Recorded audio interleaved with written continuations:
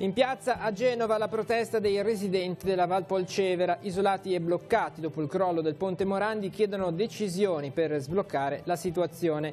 Nel capoluogo ligure anche il ministro Toninelli.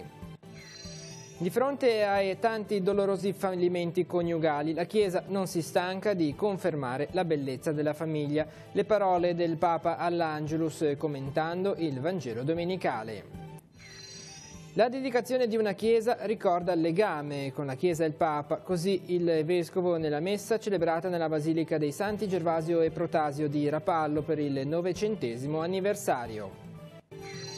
Traffico in tilt sabato a Chiavari, la città impreparata per gestire la chiusura della viabilità per il giro di handbike, manifestazione riuscita, ma i cittadini chiedono più comunicazione e organizzazione. Vela che stress 3 di Giancarlo Ghislanzoni ha vinto la Coppa dall'Orso, 63 le imbarcazioni al via sul percorso Chiavari-Porto Venere e ritorno, l'iniziativa giunta alla 50ª edizione.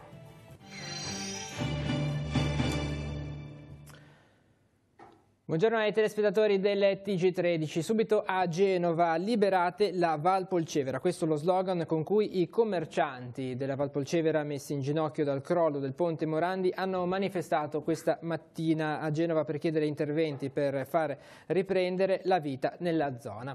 Alla manifestazione, la prima dei cittadini dal giorno del crollo del 14 agosto, ha partecipato anche una delegazione di sfollati. Siamo qui per chiedere soprattutto la riapertura delle strade. C'è una comunità di 50.000 abitanti, quella della Val Polcevera, senza contare quelli dell'entroterra, che non possono più sopportare un certo immobilismo nelle decisioni. Lo ha detto il presidente del Comitato degli Sfollati, Franco Ravera. I manifestanti, partiti da Piazza Caricamento, nella zona del Porto Antico, hanno raggiunto Piazza De Ferrari con tappe davanti alla Regione e alla Prefettura. Gli abitanti della Val Polcevera hanno chiesto la riapertura delle strade, il potenziamento dei servizi sanitari e la difesa del lavoro. In piazza hanno eretto simbolicamente un muro per mostrare ai genovesi cosa significa vivere al di là del ponte. In contemporanea era presente nel capoluogo ligure il ministro per le infrastrutture Danilo Toninelli insieme alla commissaria europea Violeta Bulc. Sono qui per onorare la memoria delle vittime, ha detto la commissaria, accolta in prefettura, per un tributo alle famiglie che hanno sofferto per questa grande tragedia e per offrire aiuto dell'Europa. Il decreto Genova sarà migliorato, non contestatelo perché non è solo scritto con il cuore, ma anche con una tecnica giuridica così elevata che permetterà al commissario Bucci di lavorare bene senza preoccuparsi dei ricorsi. Queste invece le parole del ministro Toninelli. Voltiamo pagina adesso. Durante la recita dell'Angelus domenicale Papa Francesco ha commentato la pagina del Vangelo, ricordando che l'amore di donazione reciproca sostenuto da Cristo tiene uniti gli sposi, mentre la ricerca della propria soddisfazione li divide. La Chiesa non condanna, ma è chiamata a ricondurre a Dio i cuori feriti o smarriti di chi vive l'esperienza di relazioni infrante. Vediamo il servizio. Di fronte a tanti dolorosi fallimenti coniugali, la Chiesa, che non si stanca di confermare la bellezza della famiglia, si sente però chiamata a vivere la sua presenza di carità e di misericordia per ricondurre a Dio i cuori feriti e smarriti. Papa Francesco lo ricorda commentando all'Angelus il Vangelo di questa domenica e la provocazione dei farisei raccontata da San Marco, che chiedono a Gesù se sia lecito ad un marito ripudiare la propria moglie, così come prevedeva la legge di Mosè. Gesù, spiega Francesco, ridimensiona la prescrizione di Mosè, dicendo che la norma è stata scritta per la durezza del vostro cuore, cioè per tamponare le falle prodotte dal nostro egoismo, ma che non corrisponde all'intenzione originaria del Creatore. L'insegnamento di Gesù, sottolinea il Papa, è molto chiaro e difende la dignità del matrimonio come unione di amore che implica la fedeltà. Ciò che consente agli sposi di rimanere uniti nel matrimonio è un amore di donazione reciproca, sostenuto dalla grazia di Cristo. Se invece prevale nei coniugi l'interesse individuale, la propria soddisfazione, allora la loro unione non potrà resistere. Anche il Vangelo infatti ci ricorda che l'uomo e la donna possono dolorosamente porre gesti che mettono in crisi la relazione e l'amore, ma Gesù, chiarisce il pontefice, non ammette il ripudio e tutto ciò che può portare al naufragio della relazione. Così conferma il disegno di Dio, nel quale è fondamentale la forza e la bellezza della relazione umana. E l'amore ferito può essere sanato da Dio attraverso la misericordia e il perdono. Perciò alla Chiesa in queste situazioni non è chiesta subito e solo la condanna, al contrario, di fronte a tanti dolorosi fallimenti coniugali, essa si sente chiamata a vivere la sua presenza di amore, di carità, di misericordia, di comprensione, per ricondurre a Dio i cuori feriti e smarriti. Veniamo adesso in diocesi, risale agli inizi di ottobre del 1118 la dedicazione della Basilica dei Santi Gervasio e Protasio di Rapallo. Nel corso dell'anno la comunità ha vissuto diversi momenti di festa e di riflessione. Ieri mattina il Vescovo ha presieduto la messa, al termine della quale i fedeli si sono riuniti per un momento di condivisione. Vediamo. Amare il Papa e la Chiesa. L'invito del Vescovo prende spunto dalla festa per i 900 anni di dedicazione della Basilica di Rapallo. Avvenne nel 1118 per mano di un pontefice, Gelasio II. Così da allora la Chiesa è legata con forza alla Santa Sede. Dunque 900 anni sono motivo di gioia, ma anche l'occasione per riconsiderare la figura del Papa, che oggi, pur parlando del Vangelo, sembra incontrare tante resistenze. Perché non ci piace. Ma allora non ci piace quello che ha detto Gesù Cristo. Ma allora come facciamo a dirci cristiani? Siamo cristiani soltanto per delle tradizioni, per dei gesti che ci lasciano comodi in noi stessi? Siamo cristiani soltanto perché si fa così? O siamo cristiani perché vogliamo essere di Cristo e vivere secondo Cristo?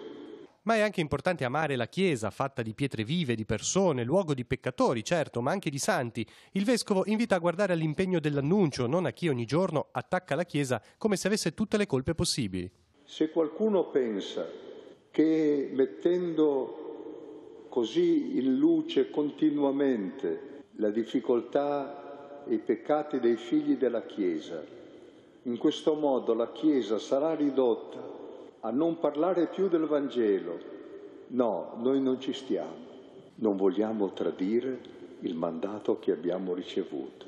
Numerosi i fedeli che hanno partecipato alle celebrazioni, al concerto del sabato sera con la cappella musicale del Duomo di Milano diretta da Don Claudio Burgio e alla messa della domenica. All'inizio della liturgia, davanti all'altare, sono stati posti dei mattoni, segno di un Dio unico e vero costruttore a cui si affida la comunità. Questi mattoni non siano soltanto appoggiati l'uno all'altro, ma ci sia un collante che li possa tenere insieme, che è il volersi bene, che è il perdonarsi, che è l'aiutarsi, il sostenersi. Sono contento che ci sia ancora da fare, sento che questo per me vuol dire entusiasmo, progettazione, questa dimensione di corresponsabilità che non è fine a se stessa, cioè la comunità non è fine a se stessa perché è a servizio del mondo. Noi siamo luce per il mondo, non per star bene tra di noi. In occasione della festa della Basilica di Rapallo anche un concerto, il concerto della Cappella del Duomo di Milano è stato ripreso integralmente da Telepace, sarà riproposto domenica prossima 14 ottobre alle 21:10 sul Telepace 1, canale 15. A rifugio del Parco dell'Antola si è svolto il 6° corso di soccorso e rianimazione in montagna. L'iniziativa è organizzata dall'Associazione Centro Formazione IRC New Resuscitation e ha visto la partecipazione anche di una delegazione di vigili del fuoco che hanno tenuto una piccola lezione di cartografia, uso del GPS e orientamento. Le 2 giornate sono state finalizzate ad acquisire le conoscenze di base su come agire in situazioni di emergenza nell'ambiente montano per soccorrere un infortunato e tentare di salvare una vita mettendo in atto manovre di primo soccorso.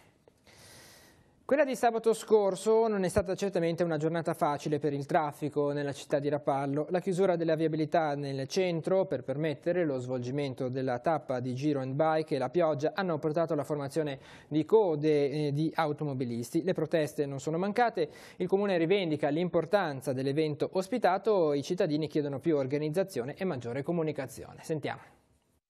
Tutto può essere migliorabile, può essere migliorabile il percorso, può essere migliorabile tra virgolette la giornata. Noi avevamo a disposizione questa, tra il dire sì e il dire no abbiamo scelto di dire sì, di sposare appunto l'iniziativa. Siamo felici di averlo fatto e la riproporremo. Prova a gettare acqua sul fuoco delle polemiche l'amministrazione comunale di Chiavari dopo i disagi al traffico patiti dagli automobilisti sabato mattina causati dalla chiusura delle strade del centro per permettere lo svolgimento della 6ª tappa del Giro di Handbike. Una manifestazione che ha richiamato in città oltre 70 atleti provenienti da tutta Italia insieme ai loro accompagnatori che si sono sfidati lungo un percorso non facile e suggestivo attraverso il cuore del centro storico chiavarese, ma che per contro ha costretto a lunghe code in auto sulle strade rimaste aperte decine di persone con tempi di percorrenza molto lunghi. Se da una parte la pioggia del mattino non ha sicuramente agevolato la situazione, dall'altra gli utenti della strada e i residenti hanno lamentato una scarsa organizzazione sia dal punto di vista della comunicazione dell'evento, pochi i cartelli di chiusura e di rimozione dei veicoli sulle strade interessate, sia la scelta del giorno che la gestione del traffico durante la gara.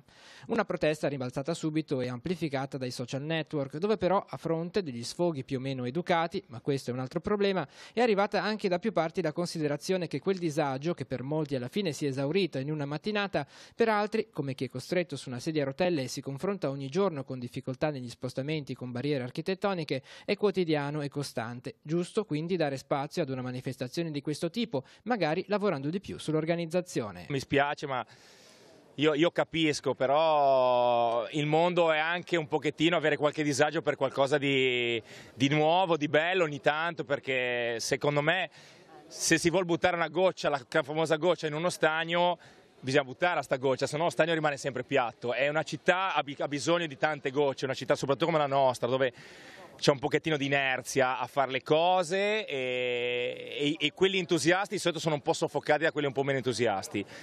Noi ci abbiamo provato e non so se ci riproveremo, vediamo. Linea adesso alla rassegna stampa per vedere i titoli dei giornali in edicola quest'oggi. Ci rivediamo dopo per altre notizie e servizi di sport. Migranti, frenata di Berlino, questo è il titolo del Corriere della Sera. Salvini, no ai rientri, aeroporti chiusi, la Germania, nessun charter a breve, tensione sull'applicazione delle regole di Dublino e Roma pensa a un'intesa dopo le europee. C'è anche un'intervista al presidente, il capogruppo del Partito Popolare Europeo a Bruxelles. Sì alla vostra linea dura, ma basta lite tra paesi. Manovra, effetto sul 2019, rottamazione entrate pari al calo delle riscossione. Poi vediamo invece una situazione stranissima, 2 destini purtroppo legati da misteriose morti. Victoria e Jamal, 2 reporter uccisi in Bulgaria e Turchia. Lei indagava sui fondi dell'Unione Europea, lui sparito al consolato. Ponte di Genova, il rebus delle gare tiene tutto fermo perché i lavori non iniziano dopo appunto il crollo e dopo 60 giorni dal crollo. E poi vediamo questo intervento di Papa Francesco per presentare un nuovo libro sull'Ave Maria. Il Papa, le elite sono il peccato anche dentro la Chiesa. Vediamo a pagina 21 del Corriere della Sera. Francesco, il peccato e le elite, le riflessioni di Papa Francesco nel libro dedicato all'Ave Maria. Me la immagino come una ragazza normale. La ricreazione comincia da Maria, dice il Papa, da una donna sola. Possiamo pensare alle donne sole che portano avanti la casa, da sole educano i figli. Maria è ancora più sola. E poi ancora, Maria non può essere la mamma dei corrotti, e se io dicessi di me di non essere un peccatore sarei il corrotto più grande. Veniamo al secolo XIX, l'Europa sosterrà Genova, ci sono risorse già disponibili, lo dice la commissaria dell'Unione Europea ai Trasporti Bulc, che firma un intervento sul secolo, una ferita che l'Unione vuole aiutare a risanare. E intanto oggi il vertice in prefettura con il ministro Toninelli, Bucci e Toti. Il decreto cambia, 20 milioni per gli sfollati, primo corteo in Valpolcevera, dateci risposte. E poi uno stato delle strade italiane, le buche raddoppiano, servono 40 miliardi, inchiesta sullo stato delle strade in Italia. E dal nostro poi c'è lo sport, Samp difesa sugli scudi a Bergamo con l'Atalanta, Tonelli firma l'1-0, poi prima Piatek, poi il tonfo, Genova-Parma finisce 1-3 e Preziosi critica Ballardini. Dicevamo nel nostro territorio vivere un giorno da disabile, il test dei consiglieri comunali a Recco, vediamo nelle pagine interne del secolo XIX. Un giorno da disabile per vivere di persona disagi e umiliazioni, la città vista dalla carrozzella tra barriere e contraddizioni. Ieri l'iniziativa dell'associazione ABA in piazza Nicoloso. L'elenco delle zone impossibili, marciapiedi, negozi e ristoranti. Sempre nelle pagine del Levante del secolo XIX, a Chiavari, Italgas di via Trieste rispunta il progetto per la costruzione di nuove abitazioni e la contropartita della cessione bonaria del terreno sul quale il comune ha poi costruito il Palazzo di Giustizia. Bonifica da 7 milioni con scavi fino a 20 metri di profondità, superata la zona rossa.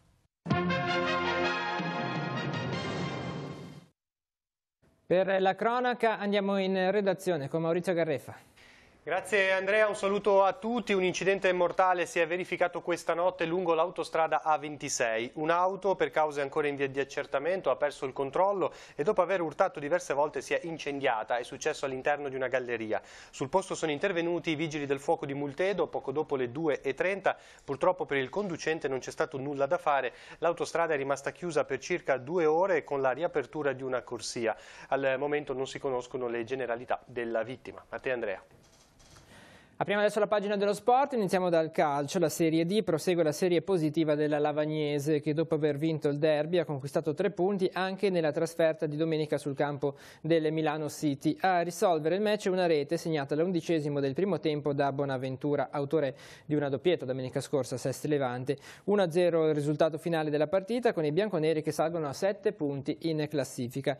Primo punto anche per il Sestri Levante che ieri ospitava tra le mura domestiche la Folgorese Caratese. A 1-1 il risultato finale con reti segnate tutte nel secondo tempo. In vantaggio gli avversari al 14° con Gioè, il pareggio dei corsari 3 minuti dopo con rete di Bagnaro. E la vela adesso si è svolta nel fine settimana a Chiavari la Coppa dall'Orso, giunta alla 50ª edizione. Dai velisti e dagli esperti del settore viene considerata la regata costiera tra le più belle della Liguria. Il vento variabile ha reso più divertente le prove. Sentiamo. Che Stress 3, l'imbarcazione di Giancarlo Ghislanzoni, ha vinto la 50ª edizione della Coppa dall'Orso di vela che si è tenuta nel fine settimana. 63 le barche al via, suddivise nelle classi ORC, IRC e Libera, con lunghezza tra gli 8 e i 20 metri. La prima prova di sabato, da Chiavari a Portovenere, si è svolta con mare calmo e vento variabile dai 5 ai 7 nodi. La seconda prova, la gara di ritorno, è andata in scena ieri con cielo parzialmente nuvoloso e vento molto variabile, che in alcuni casi ha raggiunto anche gli 8 nodi. Ogni prova si è svolta su di un percorso di 28 miglia. La manifestazione, promossa dallo Yacht Club chiavarese, è stata supportata dalla famiglia Dall'Orso, che la organizzò per la prima volta nel 1969 con Nicola Dall'Orso, in ricordo del papà Giovanni, cavaliere del lavoro. La regata ha offerto ad armatori ed equipaggi, oltre alla competizione sportiva che presenta diverse difficoltà tecniche, anche la possibilità di ammirare le bellezze del Golfo dei Poeti, del Golfo del Tiguglio e della città di Chiavari. Sono state 2 giornate bellissime. Il tempo è andato abbastanza bene, ma sono state 2 regate dove i 60 partecipanti, dal primo all'ultimo, si sono divertiti e hanno dichiarato che erano anni che non facevano una regata così bella. Non ci si ferma qui perché questa fa parte di un campionato interno dello Yacht Club. Infatti fa parte della seconda prova del campionato vela d'autunno che è iniziata con la Coppa Trofeo Giorgio Lella Gavino. E oggi è con la Dall'Orso, fra 2 settimane abbiamo il Memorial Caselli Regata Sociale, a cui è stato abbinato così una Coppa J80, ma il campionato vela d'autunno è praticamente nelle 3 prove e speriamo di avere altrettante persone come oggi. Il Rapallo Pallanuoto ha conquistato l'accesso alla Final Six di Coppa Italia femminile in programma a gennaio. Con 3 vittorie e una sconfitta, le gialloblu hanno iniziato la nuova stagione agonistica con la marcia giusta, vincendo sabato con il Kelly NC Milano, con il Bogliasco Bene e il CSS Verona. Unico passo falso, quello di ieri pomeriggio contro il Plebiscito, campione d'Italia in carica. Nel complesso bene, l'obiettivo della Final Six di Coppa Italia è raggiunto, il commento del coach Luca Antonucci. Per il resto c'è ancora molto da lavorare dal punto di vista del gioco, la squadra è rinnovata e dobbiamo giocare molto per rodare i meccanismi. Ora subito testa alla prima di campionato, ci aspetta una settimana di lavoro per preparare al meglio la partita con la Roma che sarà difficilissima. E con lo sport si conclude questa edizione del TG13, l'informazione torna questa sera alle 19:15 con la prima edizione di Tiguglio Oggi. Tutte le notizie le trovate sul nostro sito teleradiopace.com. Grazie per essere stati con noi e buon proseguimento di giornata.